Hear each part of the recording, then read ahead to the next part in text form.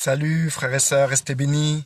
Bon, euh, après la conversation avec un frère là, j'ai pu me dire certaines choses comme quoi, en fait, les gens me prennent pas au sérieux, ne me prennent pas au sérieux, et que c'est vrai que mon message ne peut pas obligatoirement plaire aux gens, surtout quand je leur dis surtout honorer Dieu en vous séparant de la Coupe du Monde, ça peut pas plaire, ça c'est certain. Ou je dis que sur Terre c'est la misère et que moi je veux pas me réjouir avec le monde. Ça m'intéresse pas de me réjouir avec le monde. C'est hors de question. Il y a trop de misère, il y a trop de choses qui se passent pour que je puisse pendant un ou 2 mois oublier la misère du monde en me divertissant. Je ne veux plus me divertir. Aujourd'hui, je veux totalement me consacrer à Dieu et porter le deuil. Le deuil, pourquoi? Parce que sur Terre, c'est la mort qui règne. C'est la mort. La mort règne tous les jours et dans tous les domaines.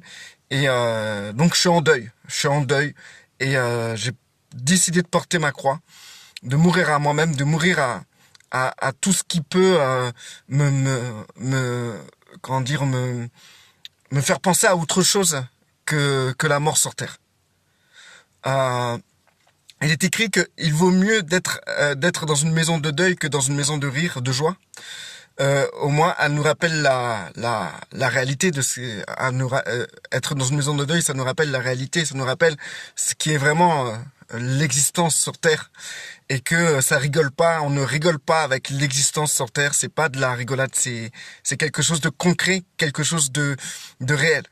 Et du jour au lendemain, on peut perdre la personne la plus chère au monde. Et là, ça nous fait revenir dans notre réalité. Quand tu comprends qu'en fait, que que on n'est pas là pour avoir une vie meilleure. On n'est pas là pour améliorer notre condition de vie. On est là pour être présent pour Dieu, quoi, en fait, et rentrer dans sa volonté. Donc du coup, le titre correspond très bien à ce que je ressens en ce moment. Les gens, les frères et sœurs prennent vraiment la vie comme de la rigolade en Europe, hein, pas dans les pays pauvres, pas dans les pays où les gens ils galèrent vraiment. Ici, on a de quoi nous divertir, on a de quoi ne pas penser au malheur. Et on fait du shopping, on fait ça, on se détend, etc. C'est la belle vie en société, quoi, en fait. Et de ce fait, les gens, les chrétiens utilisent même le nom du Christ pour avoir une vie meilleure, pour avoir plus de choses, pour réussir encore mieux, etc. Qu'en réalité, le Christ c'est la vie et c'est pas le bien matériel, et quand tu prononces le nom de Christ, ça doit pas être pour que tu puisses être dans un certain confort matériel ou dans une certaine distraction, mais plutôt pour la simple raison que la vie doit être transmise sur terre où la mort règne chaque jour. Donc le frère me disait, il a entièrement raison, mes dernières vidéos semblent un peu bizarres, quoi. C'est pas tout à fait ça. Mais c'est que, en réalité, c'est que ces derniers temps, je me suis vraiment aperçu de la gravité de notre situation et de notre illusion sur Terre. De notre illusion en Christ. Je me suis vraiment rendu compte de cela. Et de l'importance et de l'impact que cela peut produire dans la vie des frères et des sœurs. Donc, alors Laurence, et oui, on ne distrait pas Dieu, on ne distrait pas Dieu. Laurence, amen, amen. Tu crois vraiment, vous croyez vraiment que Dieu, il est là, il cherche à que vous soyez dans une distraction? Vous croyez vraiment c'est l'objectif de Dieu, c'est ce que Dieu pense en ce moment, c'est que vous soyez apaisés par les événements, par la Coupe du Monde, etc. Vous croyez vraiment c'est ça sa volonté? Ou Dieu va plutôt aller chercher à gauche et à droite des gens qui sont debout, prêts à le servir? Et vous croyez vraiment que la volonté de Dieu, c'est que nous puissions, nous amuser sur terre? Hein? Que de se détendre? Je pense qu'à partir du moment qu'on appartient à Christ, qu'on décide de suivre Christ, bah on rentre dans un processus de combat. Et ça n'a rien à voir avec le combat envers le sang et la chair, comme la religion on fait dans le passé, ou les musulmans font, d'aller comment dire, les musulmans extrémistes, d'aller s'exploser. C'est pas ça le combat. Le combat, il est spirituel. Et donc, il faut juger les choses d'une manière spirituelle. Il faut voir les choses d'une manière spirituelle. Il faut comprendre les choses d'une manière spirituelle. Donc, du coup, ce que je voulais dire aussi, c'est que les gens aussi n'arrivent pas à se mettre dans la tête que salut les gars, salut pour ceux qui m'écoutent encore là, parce qu'il est vraiment tard. C'est vrai que je me suis pris tard aujourd'hui. Bref, je suis vraiment embêté et triste. Je suis vraiment triste de comprendre vraiment l'enjeu qu'il y a sur Terre, et de voir que je dérange les gens parce que en fait je les fais réagir un peu, ou je les fais prendre conscience je leur fais prendre conscience qu'il faut réfléchir un peu. Il faut réfléchir, il faut comprendre que notre condition de vie là en Europe nous rend feignants dans l'œuvre de Dieu. On veut pas on veut pas être en deuil. La plupart des frères et des sœurs qui sont en Christ veulent être heureux. Ils ne veulent pas être endeuillés. Les gens veulent être dans la joie. Tout à l'heure encore, limite, je vais sur Facebook et je regarde le mur d'actualité, et je vois que dans le mur d'actualité, les gens en ont pour eux. Ils s'en foutent complètement de ce qui se passe. Ils en ont rien à faire de ce qui se passe autour d'eux. C'est leur image. Ils se prennent en photo, tout ça. Ils montent leurs vacances, ils montent tout ça. Et en fait, c'est des frères et des sœurs, et ils s'en fichent complètement de la misère, de ce qui se passe réellement sur Terre. Qu'est-ce que les gens veulent? Qu'est-ce que les frères et les sœurs veulent? C'est simplement de la distraction. C'est de la joie. C'est être heureux. Mais tout ce qui appartient à la mort, à la misère, à la tristesse, à l'angoisse, au deuil, etc., tout ça, ils en veulent pas. Mais quand tu viens en Christ, t'as pas le choix. Parce que Dieu est conscient de ce qui se passe sur Terre. Christ est conscient de tout ce qui se passe sur Terre. Christ est conscient de chaque oiseau qui tombe par terre. Donc imaginez-vous comment Christ est conscient de chaque chose et de chaque personne qui souffre sur Terre. Et vous êtes là, dans une tristesse éphémère de la vie, de la société actuelle, en pleurant, Seigneur, voilà, nanana, et tout, ça se passe pas bien, je voudrais et tout que vraiment que tu permettes, tu ouvres une porte pour ça, Seigneur, j'ai besoin d'une promotion. Vous pleurez pour ça, que en réalité vous vous adressez à quelqu'un qui a conscience de toute la misère sur Terre, qui a conscience des injustices qui se passent chaque jour. Imaginez-vous les gens qui prient pour que leur équipe gagne dans la Coupe du Monde. Mais ça, c'est choquant pour le Seigneur. Essayez on a ce sens de l'empathie. Mais mettez-vous un peu à la place du Christ. Réfléchissez juste 2 secondes. Comment il peut ressentir toutes ces choses sur terre? Comment il peut voir les âmes partir en enfer? Combien il peut voir les femmes se faire violer, les enfants les pédophiles abuser des enfants, les tuer, les enlever? Tous ces trucs sataniques qui se passent sur Terre, les hommes manipulés par Satan à travers la société, à travers toutes sortes de choses. Christ est conscient de tout ça. Et il y a des gens qui viennent vers lui, des enfants de Dieu qui viennent vers lui, se plaignent pour rien, et se plaignent aussi parce que ils sont pas joyeux, ils sont tristes, ils voudraient avoir une plus grande maison, ou avoir une voiture une plus belle voiture, ou avoir une promotion, etc. Imaginez-vous le ridicule de la chose, quoi, en fait. Moi, je me suis rendu compte de ça, du ridicule de la chose. Et c'est pour ça que mes vidéos ces derniers temps, ils peuvent choquer, ils peuvent embêter les gens. Donc, je vais lire un peu. Alors, Laurence, nous sommes capricieux, trop gâtés et heureux. Bien sûr. Et c'est dans le monde dans le monde dans lequel on vit. pendant que des abominations se passent. Voilà, c'est ça. Mettez-vous à la place du Christ maintenant, par rapport à ce que j'ai dit pour la Coupe du Monde. Imaginez-vous à la place du Christ que vous êtes à fond dans la Coupe du Monde, dans votre match, et que vous attristez quand votre pays perd, ou vous êtes dans la joie parce que votre pays gagne, etc. Et que vous mêlez même Christ dans cette affaire, vous remerciez Dieu pour ça. Vous vous rendez pas compte comment dire, c'est ridicule, quoi, en fait. Il y a des choses qui sont totalement ridicules. C'est comme les païens qui prononcent le nom de Dieu en vain, qui disent « Oh mon Dieu !» Et ben souvent, nous les chrétiens, quand on s'approche de Dieu, c'est d'une manière vaine, d'une manière inutile. Il y a aucun bon sens dans notre manière de nous approcher du Christ, de comprendre sa réalité. Parce que le jour que vous allez comprendre sa réalité, vous allez tomber de haut. Parce que pour l'instant, quand je parle aux frères et sœurs, ils ont pas conscience. Ils ont simplement conscience d'une réalité abstraite, brouillée par une société qui leur offre ce dont ils désirent. Moi, je comprends pas pourquoi un frère se dit ouais, moi j'ai besoin de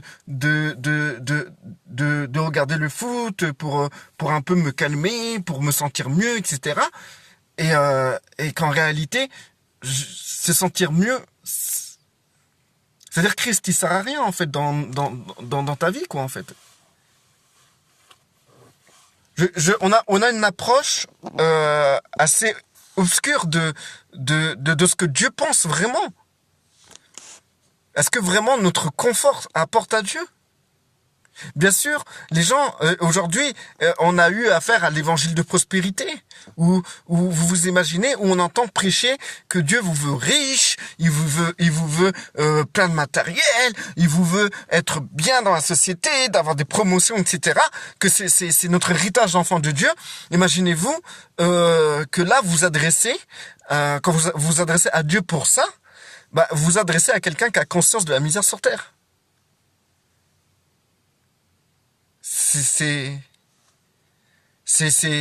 Je pense que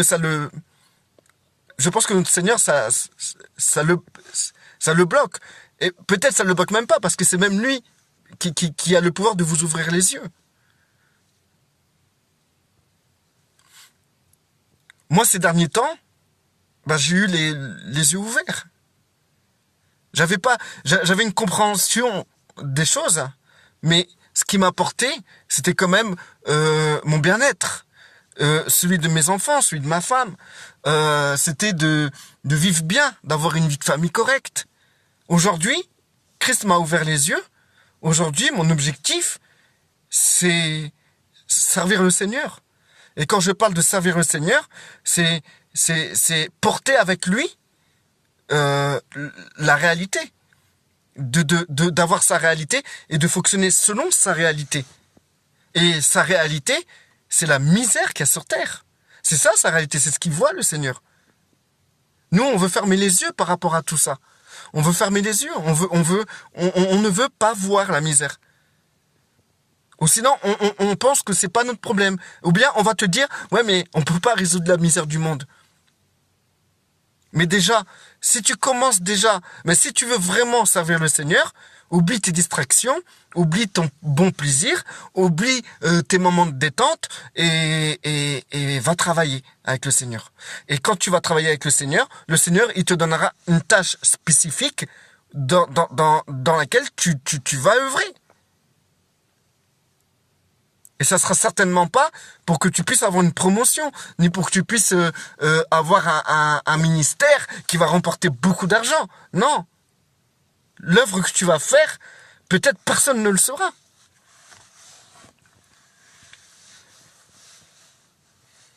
Aujourd'hui, frères et sœurs, en réalité, dans nos pays riches, ce qu'on veut, c'est être bien.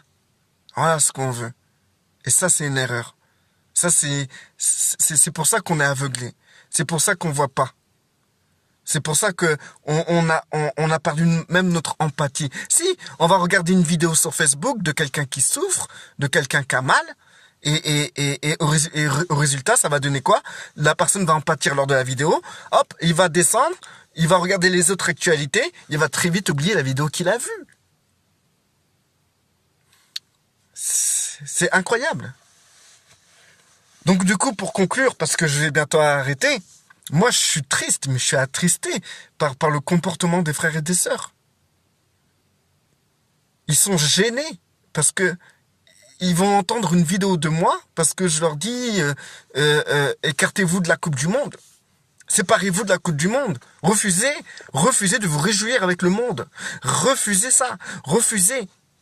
N'acceptez pas de vous réjouir avec le monde. Et des frères et sœurs, ils viennent vers moi, me disent, mais pour quelle raison on n'a pas le droit de se réjouir avec le monde? Pourquoi on va pas se réjouir avec le monde?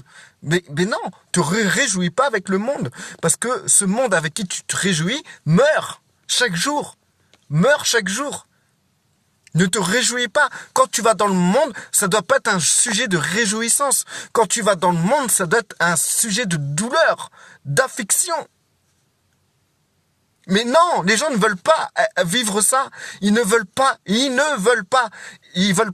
comprendre cette réalité que nous avons un rôle de compassion, de deuil envers ce qui se passe sur Terre.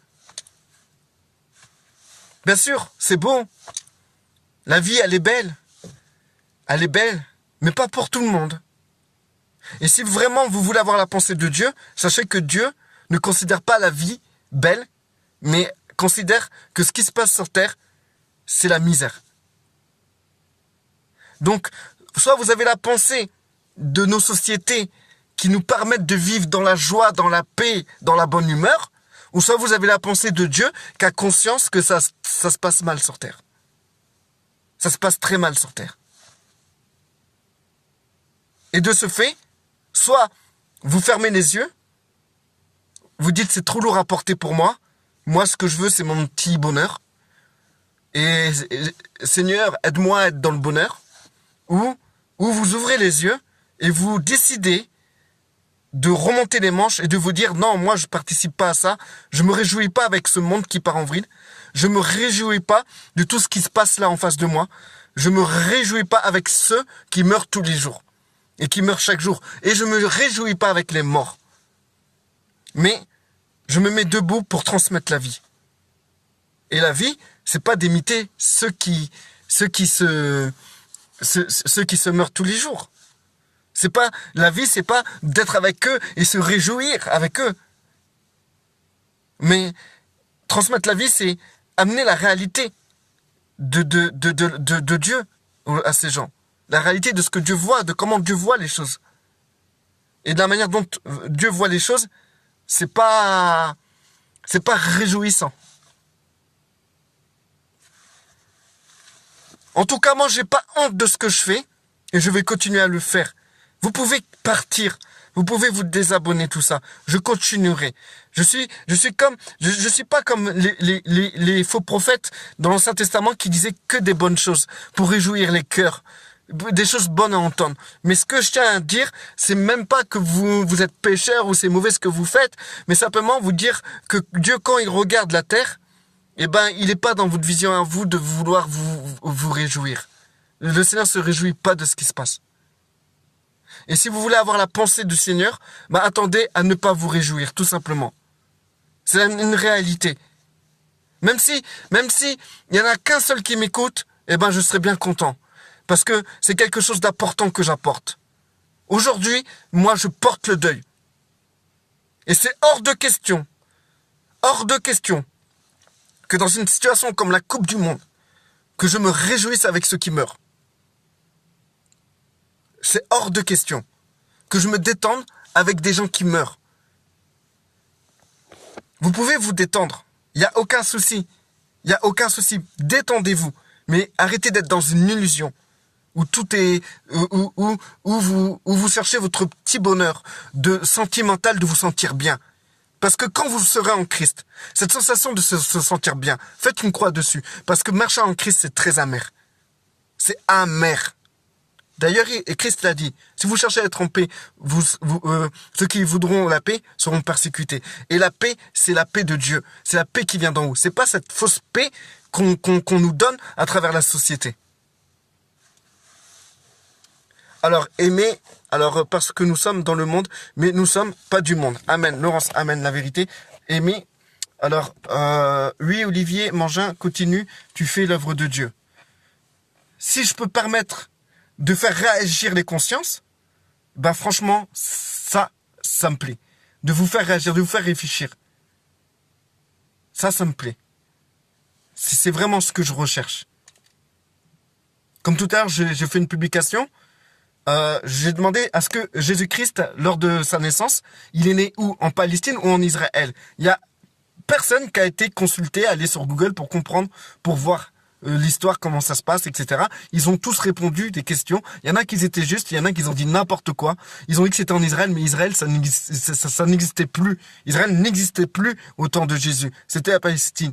Israël a cessé d'exister vers l'an 722 avant Jésus-Christ. 722 avant Jésus-Christ. Et Israël a été séparé de Juda.